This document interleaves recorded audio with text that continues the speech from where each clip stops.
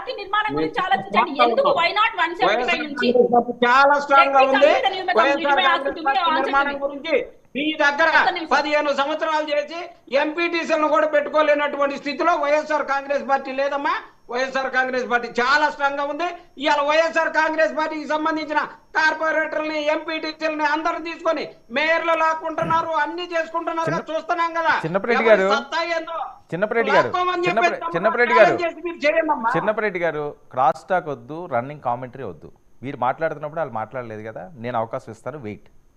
Sir ఎట్లా sir వాళ్ళకైనా కాళ్ళ చేతులకు దారాలు కట్టి మేము లాక్కొని వచ్చుకుంటున్నాం, మా పార్టీలోకి రమ్మని వాళ్ళే స్వచ్ఛందంగా వస్తున్నారు అంటే వచ్చే వాళ్ళని ఎలా ఆపమంటారు? మీ పార్టీకి వ్యతిరేకిస్తూ వాళ్ళు వస్తున్నారు, దాన్ని ఆపే ప్రయత్నం మేము చేయట్లేదు.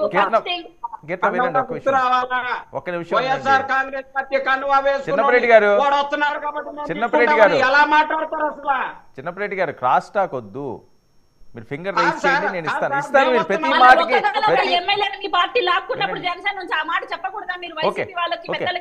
ఒక విషయం ఓకే, పవన్ కళ్యాణ్ గారు ఓకే ఆ టైంలో తీసుకున్న డెసిషన్ అవనియండి, అరెస్ట్ ని ఆయన ఆవేదన చెందారు, కలిసి వెళ్దాం అన్నారు, ఓకే. ఈ కర్మ ఏంటి నాగబాబు గారు, అది బాగా వైరల్ అవుతుంది కదా.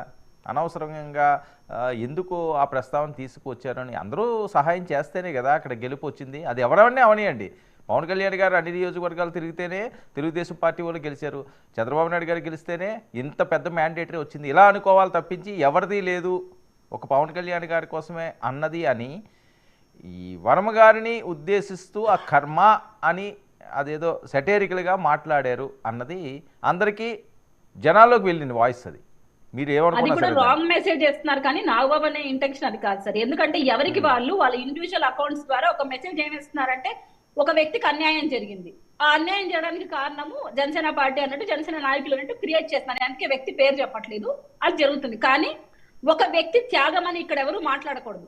21 చోట్ల జనసేన పార్టీ తీసుకున్నప్పుడు అక్కడున్న మిగతా ఎమ్మెల్యేలు కూడా త్యాగం చేశారు. యాజ్ ఇట్ ఈస్ టీడీపీ ఎలా త్యాగం చేస్తుందో జనసేన కూడా త్యాగం చేసింది. సో ఇరు వర్గాల వాళ్ళకి, ఇరు పార్టీ వాళ్ళకి అన్యాయం జరుగుతుంది. ఎందుకంటే మనం పొత్తు కుదుర్చుకున్నప్పుడు కొన్ని చోట్ల మనము తగ్గాలి, కొన్ని చోట్ల వాళ్ళు తగ్గాలి. అలా కాంప్రమైజ్ అయిన సీటే యాజ్ ఇట్ ఈస్ గా ప్రతి ఒక్కరు తీసుకొని ఉంటారు. సో అక్కడ ఒకరికి అన్యాయం జరిగింది అన్న కరెక్ట్ కాదు. సో పిఠాపురంలో పవన్ కళ్యాణ్ గారు గెలవడం కోసం ఒకరి కాంట్రిబ్యూషన్ కాదు సార్, చాలా మంది జన సైనికులు ఇక్కడి నుంచి దేశ విదేశాల నుంచి వచ్చి క్యాంపెయిన్ చేశారు. ఎంతో మంది మైనార్టీస్ రాయలసీమ ప్రాంతం నుంచి వెళ్ళి క్యాంపెయినింగ్ చేశారు.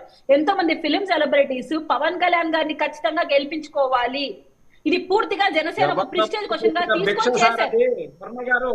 ఇక్కడ వర్మ గారిని ఎవరు తక్కువ చేసి మాట్లాడలేదు. మీరు ఆగండి సార్. ఏంటి చిన్నపరెడ్డి గారు, ఒక్క నిమిషం ఏంటి చిన్నపరెడ్డి గారు, జబర్దస్త్ టీం పెట్టిన భిక్ష పవన్ కళ్యాణ్ గారు గెలుపు. జబర్దస్త్ వీధి వీధి తిరిగితే గానీ గెలిచింది, లేకపోతే పవన్ కళ్యాణ్ గారు ఎక్కడ గెలిచాను. మళ్ళీ మీ దగ్గర కూడా జబర్దస్త్ టీం ఉంది కదా సార్, రోజా గారు. మళ్ళీ రోజా గారు గెలవలేదే, ఆమె కూడా జబర్దస్త్ టీమే కదా.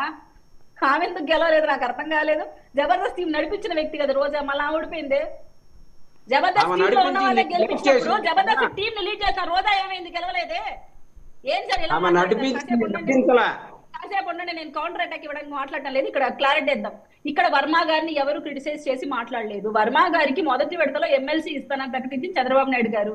సో జనసేన పార్టీలో పవన్ కళ్యాణ్ గారిను ఇక్కడ క్రిటిసైజ్ చేయడానికి లేదు. కానీ కొన్ని ఫేక్ అకౌంట్స్ పెట్టుకొని మాటికి జనసేన పార్టీని టార్గెట్ చేస్తూ అక్కడ ఏదో జనసేన పార్టీని కుట్ర చేస్తున్నట్టు మాట్లాడడం కరెక్ట్ కాదు. ఇది ఎవరు కూడా పవన్ కళ్యాణ్ గారిని ఆపాదించి మాట్లాడకూడదు. ఇక్కడ పిఠాపురంలో పవన్ కళ్యాణ్ గారి గెలుపు కీలక పాత్ర పోషించింది జన సైనికులు, వీర మహిళలు, అక్కడున్న జనసేన పార్టీ సింపథైజర్స్. ప్రచారం వెళ్ళేటప్పుడు ప్రతి ఒక్క అవ్వదాతలు చెప్పారండి సార్ పర్టికులర్ గా, ఈసారి మేము ప్రాణం పరంగా పెట్టైనా నేను జనసేన పార్టీని గెలిపించుకుంటా, పవన్ కళ్యాణ్ గారిని ఎమ్మెల్యే చేసుకుంటా, స్వచ్ఛందంగా పిఠాపురం మనుషులు అన్నారు. ఒక్క నిమిషం వినండి. జనసేన నాయకులు, జన సైనికులు, వీర మహిళలు, పవన్ కళ్యాణ్ గారు అభిమానుల వల్ల పిఠాపురంలో పవన్ కళ్యాణ్ గారు గెలిచారా మీరు చెప్తున్నారా? ఎవరి పాత్ర లేదా? ఎవరు ఓట్లే లేదా? తెలుగుదేశం పార్టీ వాళ్ళు ఎవరు హెల్ప్ చేయలేదండి, బీజేపీ వాళ్ళు ఎవరు చేయలేదండి, అలా ఎలా మాట్లాడతారండి?